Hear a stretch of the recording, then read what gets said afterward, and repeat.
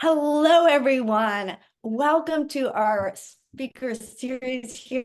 I'm so excited for you to meet Ray Merriman.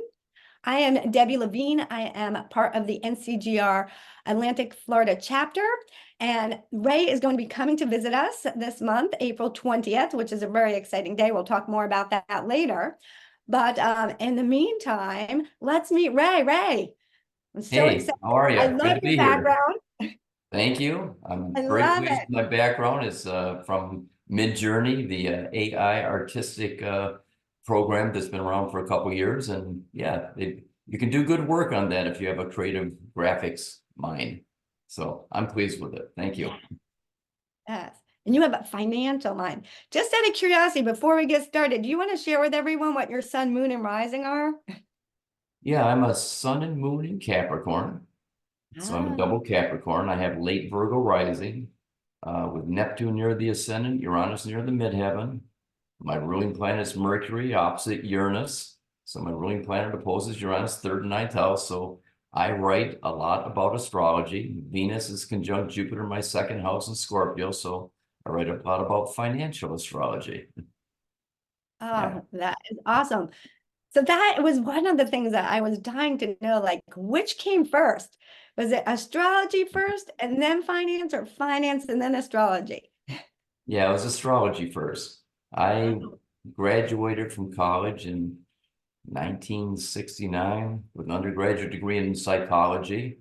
Went to graduate school for a couple years and to become a clinical psychologist until my life got interrupted with the Vietnam War. I had to alternate to military service. And but I was an astrologer. I started studying astrology in college, paid my way through graduate studies, and then did my military, alternative military service. Came out of that and became a full-time astrologer in 1973, 74.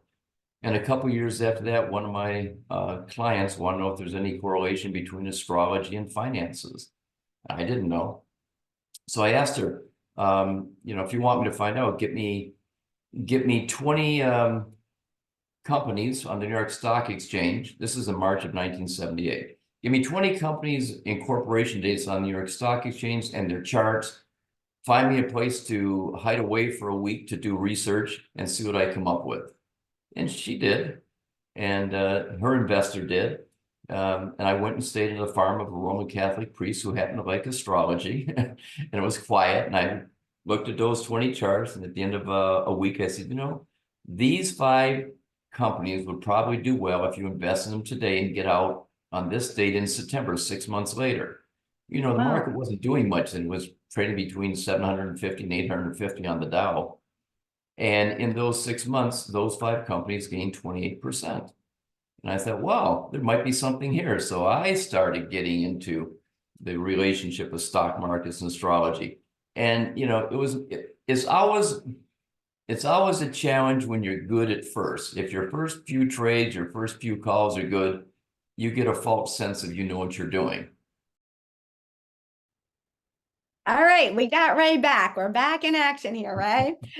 Sorry about that. Yeah. No worries. You're telling us this interesting story about Yeah, about how I got how you into were financial an astrology. astrologer first, which is so unusual. Yeah. Yeah, In I came from the field of 1978. astrology. And 1978 is when I first got introduced to stock market. And then in mhm. 1980, this was the big one. In early January of 1980, I was giving a speech in Tucson, Arizona. And in the audience was Walter Bressert, who's a renowned cycles analyst from the Foundation of Study of Cycles. And he loved my presentation. Invited me to dinner. He and his wife invited my wife and I to dinner at his house in Tucson. And it was a huge house, huge ranch house. And he wanted to take me to the back and show me his charts on gold. He said, Ray, I don't know much about astrology, but since gold is traded, I've noticed that when Mars goes retrograde and direct, it's the higher or the low of the year. And I looked at the charts and he's right. Within 3 days, when Mars went retrograde or direct, it was the high and or the low of the year. And I said, well, that's pretty amazing. 6 times and 6 out of 6. He said, if you can find anything else like that, I'd be very interested. And I'll give you these charts to work with, which is all the days that gold had traded since it was became freely traded on the markets. So they gave me all the charts from 1974 or something in gold, the daily charts, and I went away for 2 years and studied all the correlations of all the retrogrades and directs and all the planetary aspects. And I found 17 pretty strong correlations and wrote a book on it. It's called the Gold Book, Geocosmic Correlations to Gold Price Cycles. And that was the first quantitative study ever done on the relationship of planets and aspect to prices in gold. The first one, there's a lot of books that have been out on sun and moon or just the moon related stock market, but nobody did quantitative studies on the planets. And that was the first one. And it was a big hit. And within, when I sent it to him, he sent it to Financial News Network. They called me immediately, wanted me to fly into Los Angeles to do an interview, which I did on the Money Show and as a guest contributor on their daily program. So I had, this is in 1982 when I finally finished it. I had 35 subscribers. It wasn't my full-time job. I was still a full-time astrologer. But after that interview, I had 350 subscribers. I had 10 times the response. It was huge. And I said, wow, I really have to cut back on my consulting career as an astrologer. So I did. I started winding that down and building up my market letter and been doing it ever since. And it keeps growing. And I'm very pleased with the way my life has developed. You'd have never thought. You went to school for psychology. You loved astrology. Yeah. How did I went to school for psychology and after I got out of psychology, that led me into metaphysics, if you will. And in my last year of college, I was studying Far Eastern religions. I really like Far Eastern religions, especially Taoism and Zen Buddhism. So when I got out of college, my first effort was, because I was already into astrology, I was paying my way through college with astrology. And I thought, you know, this concept of karma, it is so consistent, so complementary to astrology. You know, if you believe that every moment of time has its own unique quality, anything born in that moment takes on the quality of it, then the chart is, you know, it's a representation of the karma of your soul coming in this lifetime. And it will help time the periods when you can evolve beyond those patterns of your karma. And so that led to the writing of Evolutionary Astrology, the first book, the introduction, the pioneering work, if you will, on the subject of evolutionary astrology. So that was my background before I got into finance. I was very much involved in metaphysics, astrology, and Far Eastern religion related to astrology. But when I started seeing that you can actually look at the market every day because it's objective. You're not doing it from personality theory, which is my background. You're doing it from quantitative analysis. On this day, the moon is in this sign or the planets are in this sign, and the markets did something. So, and being a Virgo rising with the double Capricorn, that intrigued me to see if you could actually get data that wasn't based on my own subjective understanding of astrology or this person I'm consulting with. It's the world psychology manifesting in terms of market, buying and selling market prices. That intrigued me. And so that's why I got into it. People tend to think you get into financial astrology to make money. Well, that's a nice result that happens from it, but that's not why I got into it. I got into it because it was living proof of how astrology works every day. And it's not necessarily how we're taught. There's a lot of differences, a lot of nuances that you see from looking at market activity, highs and lows and reversals, and the planetary activity going on at that time, or the solar-lunar combinations. And that's what excited me. I wanted to find evidence. I wanted evidence-based astrology, and I found it through finances. And I love that. You're like speaking my language. I have to tell you, like, I am a total, you know, I graduated with a computer science degree and an accounting degree. My first life, I was an accountant at Ernst & Young. Then I learned no one liked them, so I became a consultant. And I didn't become an astrologer. I did the opposite of you. I didn't become an astrologer until I retired from consulting. I see. You know, so I did a total opposite because now I was like, I'm free to do whatever I want, right? I put my 25 years in getting by, but so I love, like, I've been a day trader. I'm a stock trader. I love the crypto. And so like just hearing this concept of like being able to put together astrology for people like myself who love astrology and who love the markets, like this is like sweet. Well, This the is, beautiful thing about astrology in the markets is you have short-term planetary cycles like sun, right. moon change every 2 days or so. The Yeah. sun change every 30 days. And you get long-term investment cycles with astrology. I mean, the aspects of Saturn to Uranus, probably the most consistent cycle there is with crashes in the stock market or all-time highs or lows and reversals. I mean, big things happen with Saturn Uranus, which is one of the longer term cycles. But if you want to be a day trader, you just look at the sun moon combination. They change every 2.5 days, and they do have, some of them have very strong correlations to highs or lows or just reversals. So you can use astrology for market timing, whatever level of a trader or investor you want to be. It helps.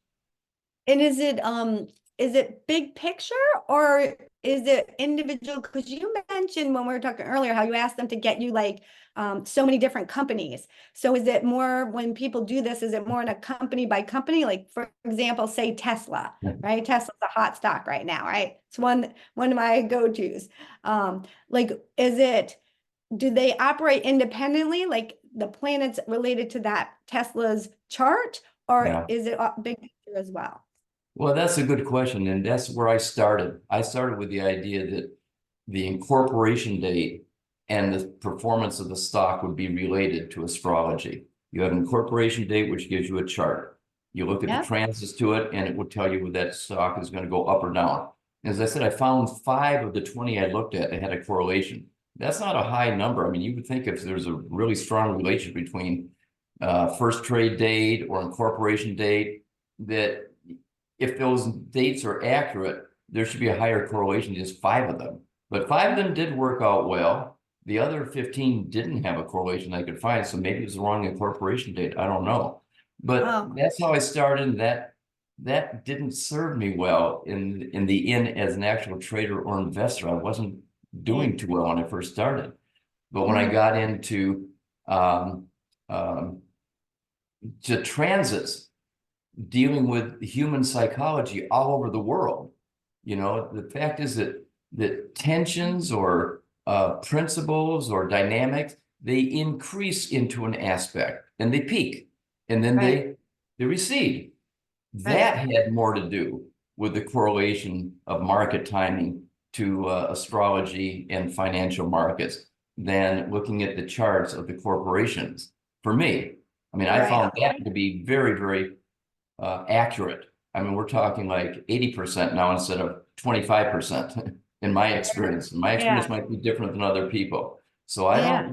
don't do individual companies, and I don't look at individual companies' charts anymore. I look at the psychology of the world and how that market or that stock is trending into an aspect that I think is important. And then figuring that's going to be a turning point. If it's going up, it's going to turn down. If it's going down, it's going to turn up. And that was an important thing to realize too with astrology. It's not a trend study. It's not going to tell you the trend. It's going to tell you reversals of the trend, interruptions of the trend.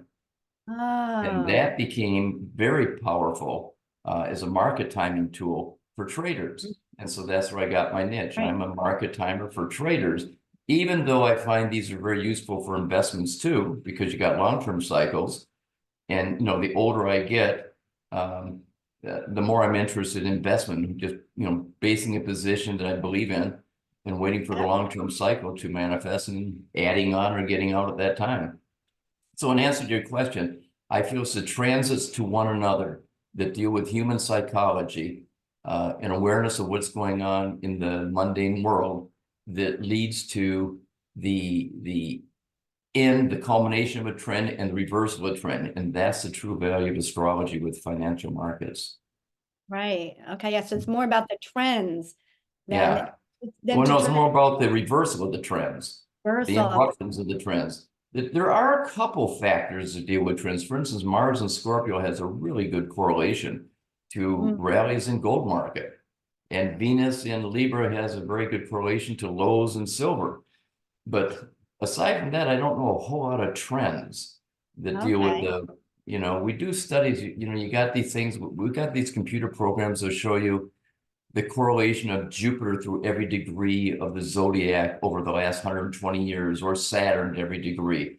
And you can sort of, you can see lines, you can see waves that come from that, but they can be off a bit. I mean, if you get 2 or 3 years in that 12-year, 120-year period, you get 2 or 3 instances where the market made huge moves up or down, it skews the whole results. So it won't be that you always get a high there. Maybe 8 out of 11 times the high, and the other 3 times could be not highs. And so you get kind of lost by that. So I prefer looking at transits to trends as opposed to planets and signs so much for trends. Yeah. And we're like right now, as we're speaking, like we've been on a really upward trend in the stock market. Like the stock market's really rallied over these past couple of years. Yeah, and you can, okay, so this is one area where you can use this concept of intermediate term cycles when they peak. So what's the biggest aspect going on this year? Jupiter conjunct Uranus. It's a 14-year cycle. So the idea is whatever the market is doing going into that is going to be a peak. And these things can be off by a few weeks because the longer the aspect, the more of an orb you have to give it. So my idea at the beginning of this year was we're going to focus in the Forecast 2024 book. We're going to focus on markets that are in fact trending into that aspect, especially markets that are making new all-time highs, because Uranus doesn't like boundaries. Jupiter exaggerates. So any market near an all-time or multi-year lower high is going to break during that, going into that aspect. And so we see that in the stock market. It's been on a tear since late October 27th, and it just really accelerated this year, and it's been making all-time highs almost every week. You know, whether it's the S&P, the Dow, right? Yeah, and this is like Nvidia. Nvidia's like been a crazy. Well, and again, Uranus rules technology stocks. They're the stars. I mean, we had the Magnificent Seven. Now we got the Fabulous Four. There's only 4 that they're following now. The other 3 are starting to wane a bit. But the fact is that even though markets have pullbacks during this time, the overall trend that's pulling it is Jupiter-Uranus. It keeps breaking out. And what's going to happen after that? Well, you are going to get a sextile to Neptune. You're going to get a trine to Pluto. But that'll all be done by what, early June? So somewhere between April and June was our call for, you know, a top in the stock market. And we also thought it would be new all-time highs in Bitcoin, and there has been. We thought it'd be new all-time highs in gold. Gold's making new all-time highs today again. So this is it. This is Jupiter-Uranus. Anything near an all-time high is going to break and keep soaring until you get that dynamic satisfied. And that dynamic starts separating after April 21st. But it does get a little help from Neptune and Pluto into early June. But after that, Jupiter is going to move to a square to Saturn. And this is what we're going to talk about. We're going to talk about this in the conference we have in the in our workshop. Oh my gosh. Yeah, let's tease our viewers with things that they'll be able to find out in the workshop. Absolutely. If they want to know where I think the markets are going, what price, when, and we're talking about Bitcoin, we're talking about stock market, we're talking about gold and silver, we're going to talk about crude oil. These are things we're going to focus on in the last half of that workshop. The first half is on the psychology of the world. You know, I talked about the collective psychology. And I'm excited about that too, because that's going to focus on what I call the Aries Vortex. Just as this year, everything is going toward Jupiter, Uranus, and markets, the world has been heading toward Saturn, Neptune conjunct at 0 Aries, the Aries Vortex, which is also the midpoint of Uranus and Pluto. So you got a vortex hold on one second. A lot of our viewers might not know what the Aries Vortex is, what you're referring. Could you just simplify that down to what that, so they can understand? Yeah. So Saturn and Neptune are going, it's a 36-year cycle. They're going to conjunct at 0 degrees Aries. Okay. Okay. Also, Uranus and Pluto are in trine, and its midpoint is 0 degrees Aries. And 0 degrees Aries is the vernal equinox, the spring equinox. It's when in the northern hemisphere, where most of the history of the world is taking place today, it's a point where you go from darkness into light. Okay, the days become longer than the nights. So this whole period we've been going into for the last 36 years maybe. And Right? certainly since Jupiter conjunct Saturn in 2020, it's been getting more and more divisive, more and more polarized. We're not coming together, we're not unifying. And because this division, this split that's going on, this Saturn, Neptune, conjunct in Aries, the midpoint of Uranus and Pluto, you got the four outermost planets all interacting at 0 degrees Aries. Ooh, That's yeah. the Aries vortex. And a vortex is where all the energy comes down and culminates. That's like the abyss, the bottom of the abyss. We can't go any lower in our ability to relate to one another. We can only go up at that point. It'll take a while, it won't happen overnight, but we're Right. not, I mean, this polarization peaks at that point and people realize, well, all these things we believe in, all these things we are against believing in, Mhm. it's all it's doing is polarizing us. And if we're going to Yes. survive as a species, we got to start communicating, connecting, and being patient, tolerant with one another, and Right. not work toward division, but work toward unity. I mean, some of the politicians starting to talk about that, the importance of unity and the destructiveness of division, which is caused by Saturn Neptune things, which are corruption, propaganda, misrepresentation of truth, trying to convince people that what's happening is the truth when obviously it's the opposite that's the truth, but they're trying to give another narrative. This is the world we live in now, and this is all going to peak, and people are waking up and saying, you know, you just can't trust. You can't trust the press necessarily. You can't trust the politician. And people are looking for honesty. They're looking for transparency. They're looking for authenticity. That's Saturn Neptune's higher level. That's what people are going to be Right. looking for. But until we get there, there is this threat of civil war, discord, and polarization. So I'll be going into that and showing some history about why I think we can come out of this. This is really the great hope for humanity, this Aries vortex. Okay. And so you're hopeful because I know Yeah. some of these people, they create all this like fear, right? Like people love to like indict people with fear, but Fear you, sells. right? Fear sells, Fear exactly. But sells. you're going to show it, you're going to be illustrating to us how people can make their own decision I through want hope to their sell. cycles, right? Yeah. And, other evidence of what has occurred and what is possible. That's right. Yeah, not only are we going through this period of great division, but we're also going through this renaissance in technology. And a renaissance in technology is really a great hope for humanity. If we don't let it destroy us, it's going to save us. So Right. I think I'm going for the save aspect, not the Yeah. disruption aspect. We got both going on parallel right now. We got an age of destruction and an age of renaissance happening simultaneously. Which is going to win? Creation always wins in the end. Destruction never wins in the end. It's only Right. temporary. So I'll be talking about that. So the first half, so when we get together, Yeah. which we'll talk about that in a second, but the first half is going to be on the Aries vortex. Yeah. Well, not That just, yeah, the Aries vortex, but also Pluto going into Aquarius, yeah, Neptune going into Aries, Uranus going to Gemini, the trine of Uranus and Gemini. I'm going to talk about how I see the future evolving as these things are coming up on the horizon, and the importance of the Jupiter-Uranus conjunction this year. Because bear in mind, where Uranus is going to be in 2025 and 2027 in trine Pluto is where Jupiter is going to be this spring. So we're getting a preview of the Uranus, Pluto, and the Aries vortex. We're getting a preview of it April through June. So I'm going to April talk about that too. this year. So this is because we're actually going to be you're coming to meet with us on April 20th.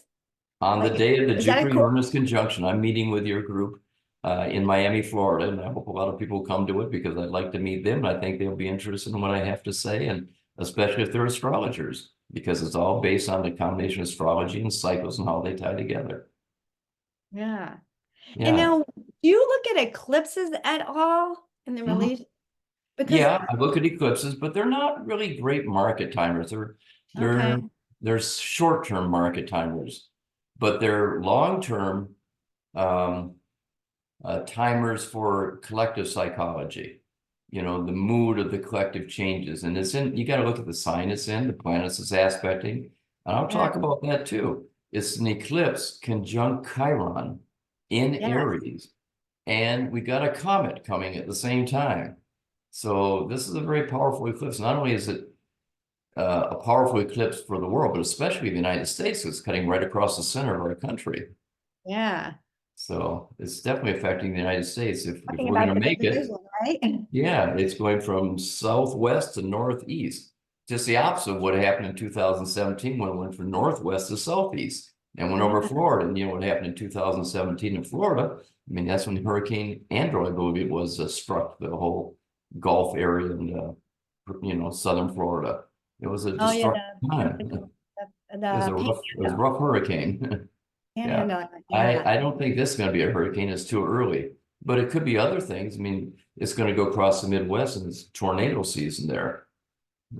So yeah, these things can be natural calamities. They can be man-made calamities too, especially in Aries, because that's a war sign. So we'll cover that too. Okay, so we're going to cover, and then so the second half of the workshop, that's when we're going to get into the financial markets and the timing and the trends of that. And we're going to get a little bit of some insight into your predictions for that. Yeah, I'm going to give you my forecasts and how I think you should handle the rest of this year if you're an investor and Okay. maybe a trader, a position trader. But yeah, I have a view of where I think the markets are going to go between now and the end of the year, and I'm going to share that. Perfect. And And I'll even share how I think it's going to go in the next couple weeks, because I know we have traders that are going to come to this conference. So traders want to know that they're not so interested in about 6 months from now. They want to know 3 days from now. So we'll go over like what to expect for the following week or two as well. oh, right, because it'll be right after the Jupiter-Uranus That's conjunction, right. That's right. right? So, Yeah, well, what do we need to know for when we get at our desks on that Monday morning? that's right. And it's also a week that Mercury goes direct. So Yeah, Mercury, that's right, you the got 25th. changes of directions of planets, and those are always very important for markets when you get multiple planets changing directions within a week of each other or 2 weeks of each other. But even Mercury by itself, the retrograde, which is happening now as you and I are talking, Right. is important. Mercury direct's somewhat important too, but it's all of those are important if there's other aspects going on nearby, and Jupiter Uranus is going on nearby. So we're in a very, I mean, March and April, and even May, but especially April, give or take a month, is probably the most geocosmic active time of the year. We got more activity going on now than any time during the year. It's a powerful time. This month, I know I was saying to people, I'm like, usually I'm, April, it's my birthday month. Of course, I'm, excited. I'm like, but this is like a huge month for everyone, for like the whole That's right. collective between the eclipse, right? The solar eclipse, especially for us here in the US. And then we have the Jupiter-Uranus conjunction, all this happening while Mercury's going retrograde. Yeah. It's, Yeah, it affects all of yeah. us. You can't escape an eclipse personally, and you can't escape a Pluto transit. And Pluto goes back and forth over Aquarius 3 times this year. It's going to go over zero Aquarius. And that's where the Jupiter-Saturn conjunction took place, which is the beginning of the new era, which I'll also talk about, the new era we're living in. Okay, awesome. It's going to be And exciting. I'm really looking forward to joining your group, the group in Southwest Florida. yeah, Southeast, we're Southeast Florida. Yeah, that's right. You're Southeast. You're We're Miami. Southeast, we're the Okay. east side. Yeah. We're Good the thing you're correcting sunrise me. side. I'd be sending people to the wrong part of the state. But yeah, we're going to be in Miami, Fort And Lauderdale. we talked about, you were talking about how you started this all with like in your early days with gold. When did you start tracking the planet's movements with what they call the digital gold, right? The Bitcoin, the digital gold. When Bitcoin, did I you started start that diving into? yeah, I started that in uh, late 2017, I think it was. It might have been 2018. So it's been about 6, 7 years since I've been studying that. And there wasn't a whole lot of information because it's so new. But Right. after 6 years, I mean, since 2010, since it's really started trading from a penny, it went down to a penny in October 2010. So from that point, you can see some cycles developing here in Bitcoin. You can see long-term, you can see some intermediate term, you can see, of course, short-term ones. And the thing about Bitcoin that I found most interesting is its correlation to just the moon, just the sign the moon is in. it has a very interesting correlation to it. People all over the world are affected when the moon changes signs. Yes. So I'll share some of that too. I'll share the latest studies on the moon in science and how they correlate with highs and lows in Bitcoin. Okay, so we're gonna get some stock market, we're gonna get regular gold, regular silver, Regular gold, yeah. and we're gonna get some Bitcoin. And we're We're gonna talking cover about the crude oil. I gambit. think that's a big market right now too. Which one? Crude oil. Oh, Crude oil. We're going to talk about crude oil too. oh, okay. So we got Energy. Yeah. energy. Yes. We're Yeah. gonna get a little bit Traders of like all that. And, uh, I'm also going to talk about mortgage rates because I know Southeast Florida is a yeah, mecca for hot real estate market. And yes. so I'm going to address that and where the real estate market is and where I think it's going and when I think it's going to be a good time for investing when this this asset inflationary period we're in right now, when it's going to end. It's going to be pretty wild, I think, the next couple of years. So I want to cover that with especially the real estate market in the United States, and of course it affects Southeast Florida greatly. As I said, that's where a lot of the migration's taking place, not only from the United States but also from other countries. People are flooding into Florida. Oh, So so many. It's so busy here. I know. Looking forward to finding out your prediction of like, Yeah, yeah, because the real estate market also, right? It goes through cycles, right? It goes, it gets absolutely. crazy, it comes down, it Yep. goes crazy, comes down. So those that miss it, they're always like, when's my next opportunity in? Like, when would There's I, another one coming. There's another another one one coming. coming. Okay. So Yeah, if you and guys we're are going to save our listening, money for that one. Yeah. get And of ready course, because when the markets crash, when real estate crashes, it crashes heavy, most heavy, it seems, in Florida.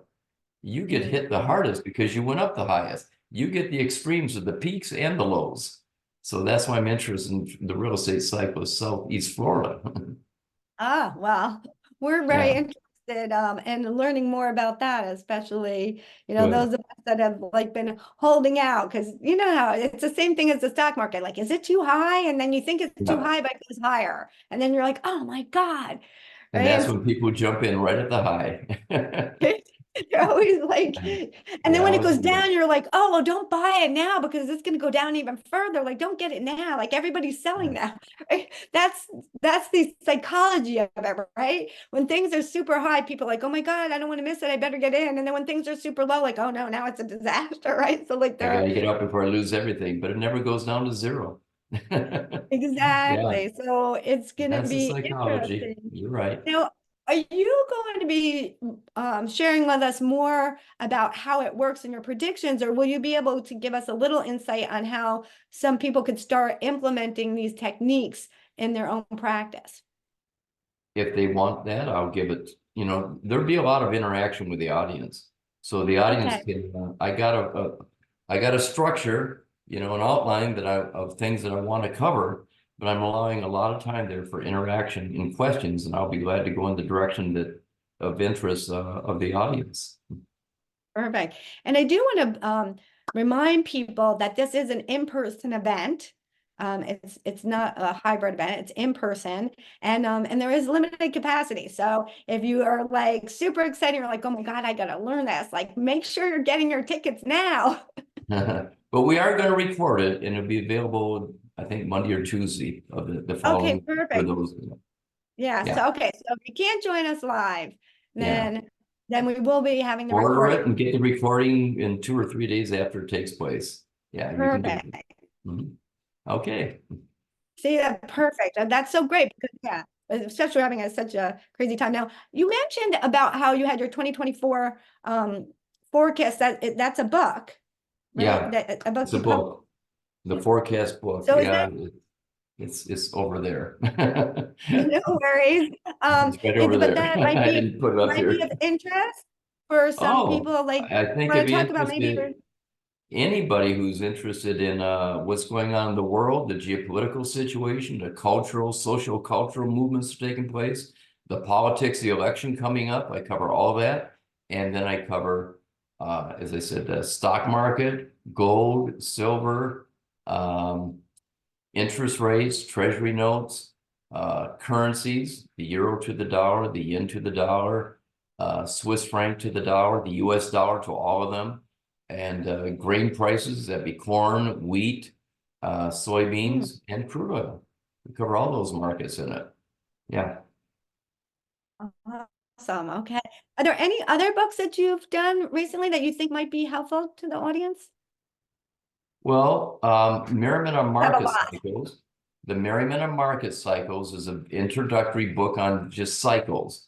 You know, astrology by itself is good, but Right. it works best within the context of a cycle. Cycles go up and down at regular intervals of time. If when they're due to bottom, you've got aspects going on, that helps you narrow the time band to which to be a buyer on a low. Or if it's not making a high on the cycle, you're near the cycle time band for a high and you got geocosmic signatures going on, that's the time you want to sell. So this book gives you the basics of cycles, the patterns that happen in market cycles. Every cycle divides into a 2 or 3 or combination pattern. This teaches you how to do it. It's a small book. It's 70 pages. You can read Oh, it in a okay. day or two. Yeah, I would recommend people who want to know about cycles and which is the background to apply astrology constructively and successfully, that they would consider that book as reading material. Oh, that would be But awesome. those aren't my best books. My greatest books and my greatest research are the 5-volume series I wrote on the Ultimate Book of Stock Market Timing. 5 Okay. volumes, 1,600 pages. It took how long did it take? 1997 to 2000. It took 15 years to write it. Wow. And those are the basic textbooks for the Academy, the Merriman Market Timing Academy, a 2-year program for people who want to learn my methodology and Right. get a certificate that they completed it, which helps them get positions in the financial community, because there are especially trading houses that want people who are good at market timing. I want them. Yeah. I hire some of the people myself. The best of my students I hire. So I have a crew of analysts now who apply my methods over different markets. And if they really want to learn my material, that's what they need to study, is the 5-volume set of the Ultimate Book on Stock Market Timing, uh, from cycles to geocosmic correlations, going back to the 1600s and the British stock market. Uh, and again, I'm database. I like data, and I like to I'm a correlate data girl. data to astrology and cycles. And that's why I call it the ultimate book, because it's the ultimate book on market timing with stock markets. So that's what I would recommend. And they can get any of these books at our website. Our website is www.mmacycles.com. And you go there and you'll see a whole slew of reports, software programs, books, courses you can take, webinars. And if you want to get our free weekly column, every Friday night I give my geocosmic outlook for financial markets. Every Friday night it goes up on our website, or it's sent to you. If you want us to send it directly to you, just give us your email. We'll send it directly to you. Oh, And perfect.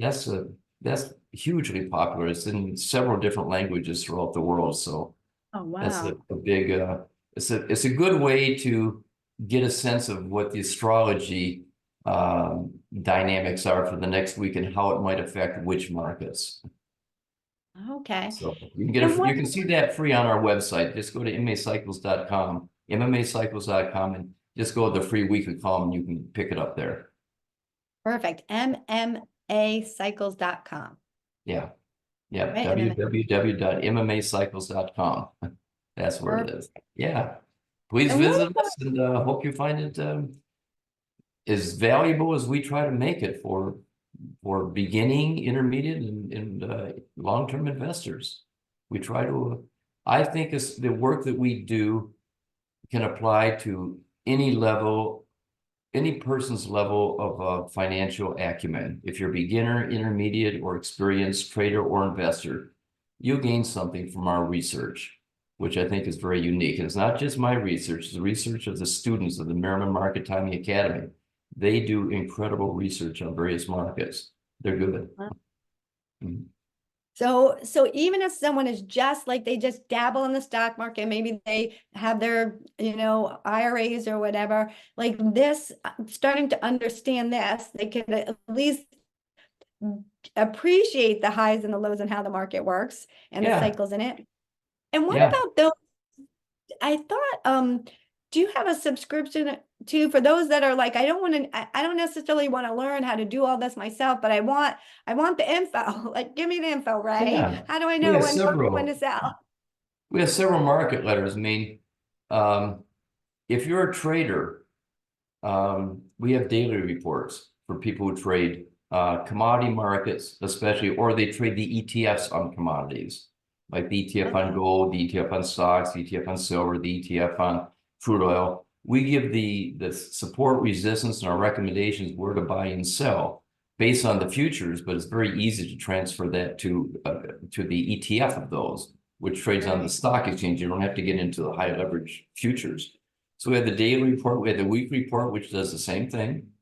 We have a monthly report for those who are a little more position oriented. They don't want to be in the market every day. They don't want to watch it every day. We have an ETF report.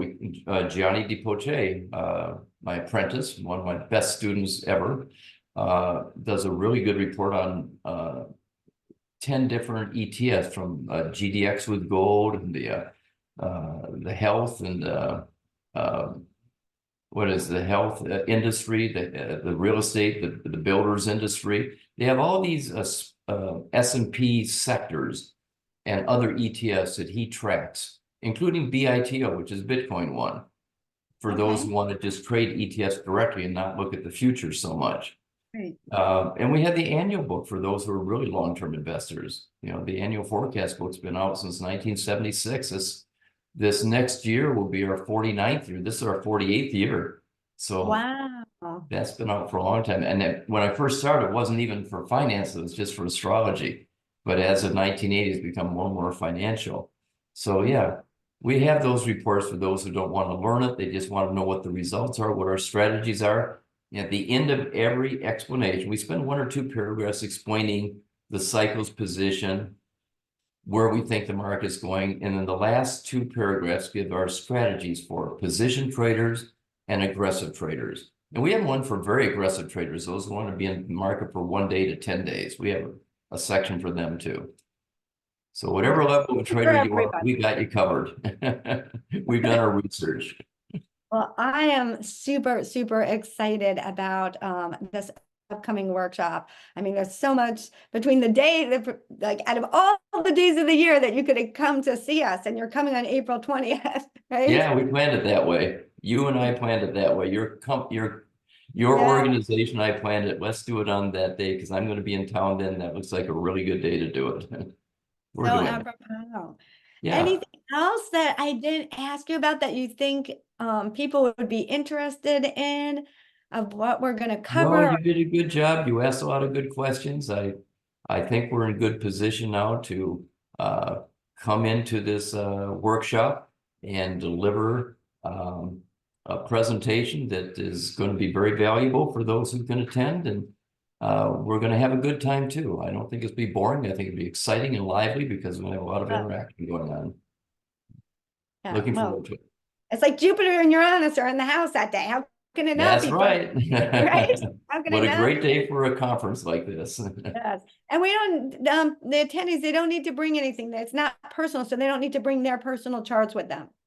No, I'm Right? not going to be talking about personal charts. No, Right. No personal charts. So this is, no. so you just need to bring yourself and bring an open mind of curiosity on how the planets and the financial markets marry up. And Yeah, also learn about this Aries vortex. Like, this is serious stuff that I think that's right. It's true. talk about enough. And if they do talk about it, they talk about it from a, the fear mongering side instead of the The rebirth, the hope. possibilities, That's the right. We want hope. to talk Yes. about the possibilities of hope here. Absolutely. So, yeah, looking forward to doing it. Looking forward to seeing you all. Awesome. Well, thank you so much for your time today. You're Thank you so welcome, much. Debbie. And we look forward to seeing you on April 20th in Okay. South Florida. We'll see you in a couple weeks. Bye. Bye-bye.